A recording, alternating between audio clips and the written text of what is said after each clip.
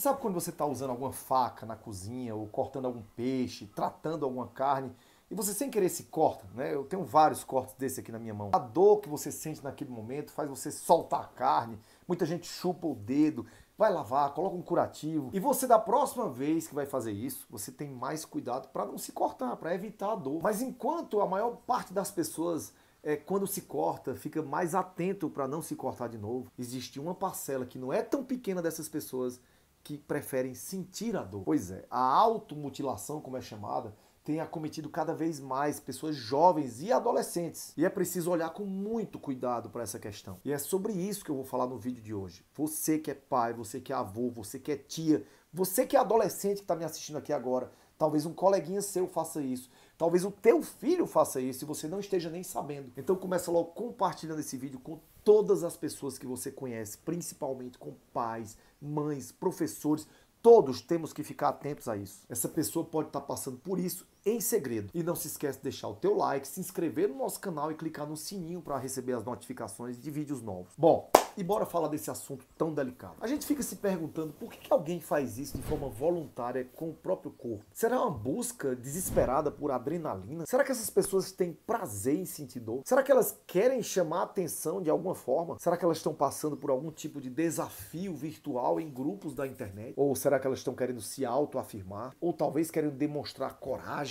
Determinação. Primeira coisa que eu te peço agora é que você abra sua mente. É muito difícil falar sobre isso, muita gente vai dizer assim, isso não acontecia antigamente. Pode ter certeza que acontecia sim, certo? Só que não se discutia tanto isso. Muitas coisas eram faladas por baixo dos panos, e isso acontece, por exemplo, com a homossexualidade.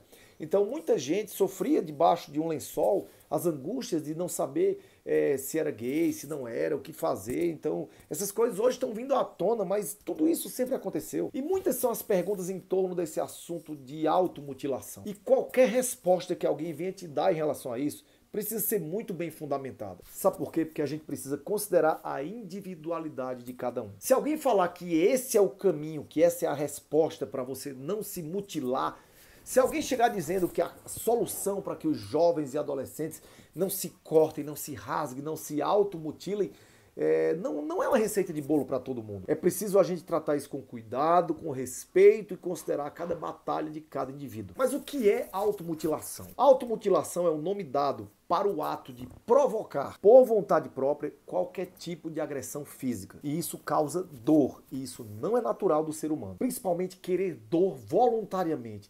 Algumas pessoas até gostam disso de uma forma inconsciente, mas voluntariamente eu quero sentir dor, isso não é normal. Pessoas que desejam esse tipo de coisa precisam buscar as raízes desse sentimento, dessa necessidade. Essa é uma atitude, por exemplo, de pessoas com alguns transtornos mentais, ou seja, pessoas que não estão com um bom entendimento da realidade. Pode acontecer em casos de esquizofrenia, em casos de autismo, outros casos de condições psiquiátricas como depressão, algumas necessidades emocionais de se sentir reconhecido. Eu quero me sentir reconhecido, apreciado, valorizado, quero me sentir especial. Alguns atos de rebeldia, outras vezes até de egoísmo por não pensar nos outros, dificuldade de superar as frustrações, necessidade inclusive de pertencer a algum grupo que faça isso, enfim, são muitas as causas. Mas o que leva a pessoa a esse tipo de prática? Não pense que apenas pessoas com graves questões mentais possam fazer isso, não. Existem muitas pessoas que fazem isso consigo mesmas e são consideradas normais. Então tem muita gente que faz isso e você não sabe que ela faz, certo?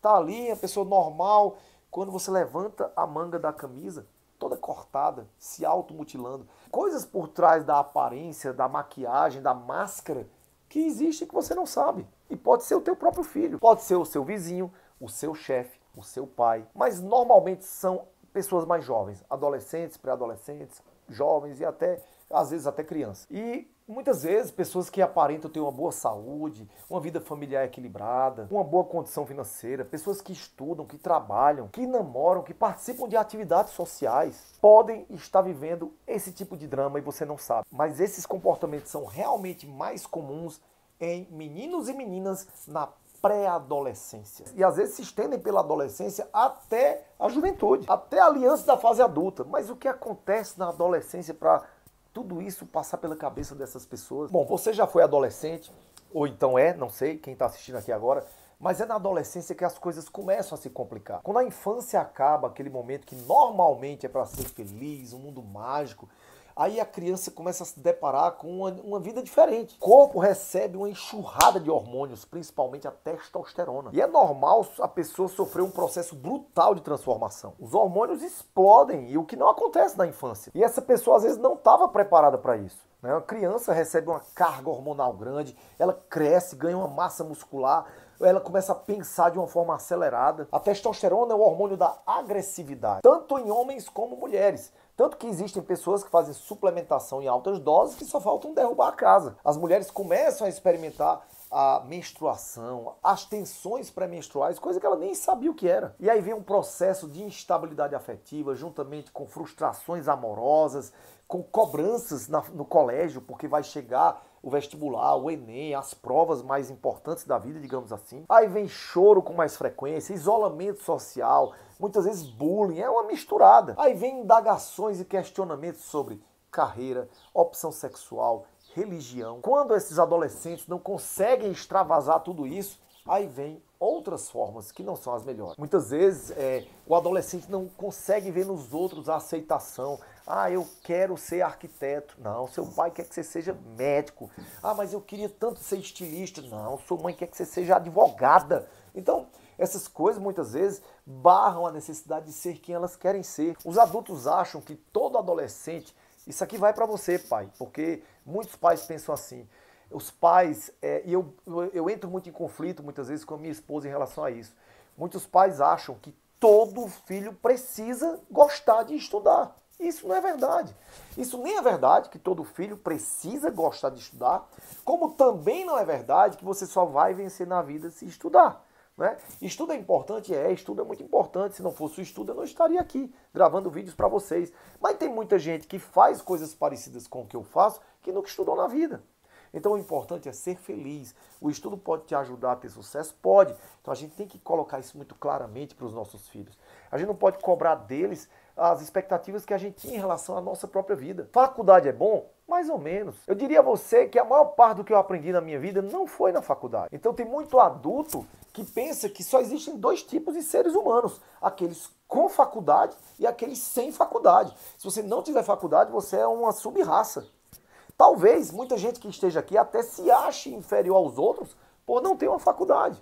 Isso é uma grande besteira. Então esses adolescentes muitas vezes passam pela sensação de que as pessoas ao seu redor não sabem dos seus próprios problemas, não conseguem entender o que está acontecendo dentro da cabeça, cheia de conflitos. Então na adolescência, os problemas, as dúvidas, as mágoas, as carências dos próprios pais, os desejos, as dores são todos mais urgentes do que no resto do mundo. Pode ter certeza. Os jovens não entendem que dividem o espaço com várias pessoas em casa. Eles pensam apenas neles mesmos muitas vezes. Mas, Dayan, por que eles se cortam? Você não falou ainda. Porque algo não está indo bem. Porque se estivesse, eles não se cortariam. Concorda? Ah, mas é mimimi. Ok, que seja mimimi. Mas se estivesse bem, eles não se cortariam. Uma pessoa só em ser mimizenta já não está bem com ela. Uma pessoa que se vitima, ai, porque eu sou negro, ai, porque eu sou diferente, porque eu sou homossexual, me tratam errado, ai, porque eu sou mulher.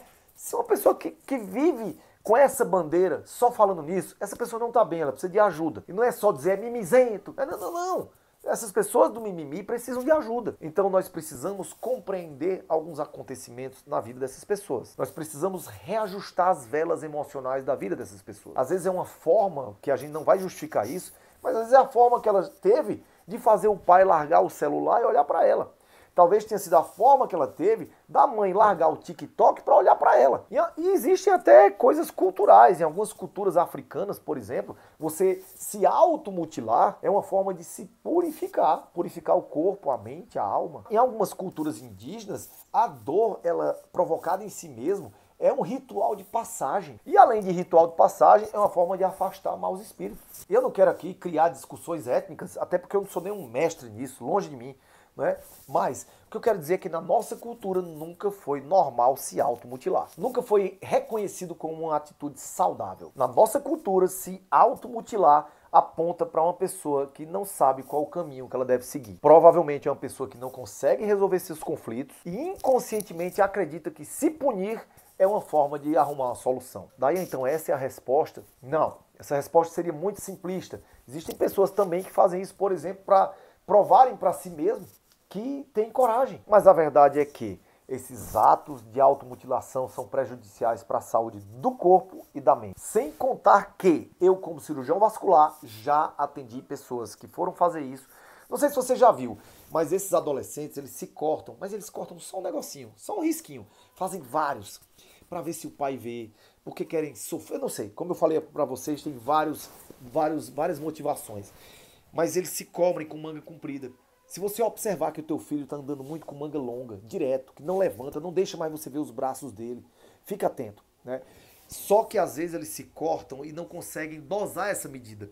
E passam do ponto e pegam alguma veia mais profunda, alguma artéria, às vezes até os pulsos, e acabam morrendo porque não controlam essa pequena ação. E muitas vezes, infelizmente, as pessoas até acreditam que a morte é a saída para esses conflitos. Além de tudo isso, ainda tem uma outra perspectiva, os desafios virtuais, que esse aí é de lascar. O ser humano, muitas vezes, pela necessidade de pertencer a algum grupo digital ou da internet, ele começa a entrar em ondas de conexão com esse tipo de gente, esse tipo de desafio, de se cortar. E, por exemplo, agora a gente tem essas besteiradas aí de se cortar, de grupinhos, desafio disso, daquilo, desafio da baleia, desafio do elefante, enfim. Mas na época dos anos 70, 80, por exemplo, existia a geração John Travolta. Naquela época você tinha que pertencer ao grupo, né? Então você fazia parte de um grupo e tinha aquela galera que andava com brilhantina, você tinha os homens de lambreta, enfim, era uma geração bem especial. Naquela época começou a moda do cigarro, isso não é minha época, viu, gente? Mas começou a moda do cigarro, era todo aquele estilo, né? E hoje você vê que as pessoas fazem coisas para se sentirem aceitas, para se sentirem pertencendo a um determinado grupo social. Vocês veem, por exemplo, hoje eu costumo dizer que nós estamos na era da geração TikTok, né? Onde todas as pessoas fazem TikTok. Né? Eu não tô ganhando dinheiro do TikTok aqui não, viu, gente? Mas eu mesmo já me peguei querendo baixar o aplicativo. TikTok, você poderia patrocinar o meu vídeo, viu? Eu já me peguei, será que eu não tenho que fazer isso? Porque eu tô me sentindo meio um peixe fora d'água. Todo mundo fazendo esses videozinhos. Será que eu tenho um problema mental que eu não faço? Então, da mesma forma, eu já me peguei. Por que todo mundo torce Flamengo e Vasco e eu não torço nenhum time? Será que eu sou meio anormal?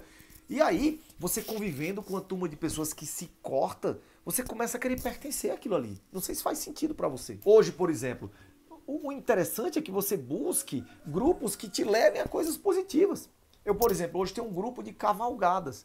Então hoje, se eu me conecto a alguém, é nas cavalgadas, nas lives com outras pessoas que fazem lives também. Pois é, a época da brilhantina de John Travolta passou, mas a necessidade de fazer parte de algum grupo continua. Por isso, muitos jovens se encontram, digamos assim, no mundo virtual. E lá nesse mundo virtual, eles dividem atitudes, dividem seus medos, dividem suas angústias. E isso até que não é ruim, mas o problema é que existem pessoas bem mal intencionadas por aí.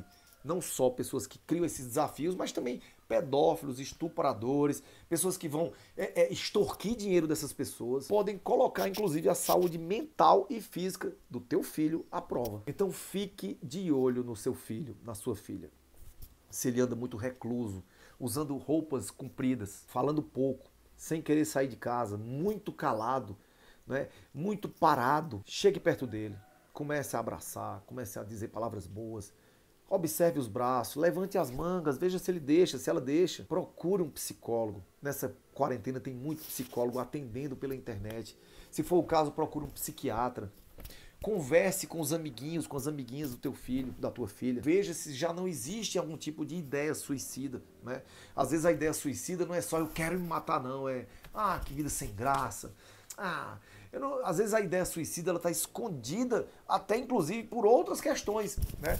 Você se deixar engordar demais, não cuidar do teu corpo, isso tem um certo ar de eu não ligo para mim mesmo. Então começa a pensar, uma pessoa que não liga quando existem ideias suicidas que você nem imagina, né? Às vezes a pessoa tem um comportamento suicida, correndo demais no automóvel, assim, não quero nem saber. Então a pessoa não liga muito para as coisas, porque é como se a vida não importasse muito. Mas a questão é que viver nunca foi e nem vai ser tão fácil assim. É muito fácil viver no Instagram, ali é facílimo, porque todo mundo é feliz, né? E o meu conselho, se eu pudesse resumir todo esse vídeo seja mais compreensivo com as dores dos outros, não seja tão intolerante e chegue perto dos seus filhos. E eu queria saber de você. Você já tinha ouvido falar nisso, em automutilação? Escreva aqui nos comentários. E não se esquece de mandar esse vídeo para todos os grupos de WhatsApp, porque pode ter alguém lá que está sofrendo com isso em silêncio. E um grande abraço. Viva com saúde, viva com paixão, com Deus no coração. Tchau.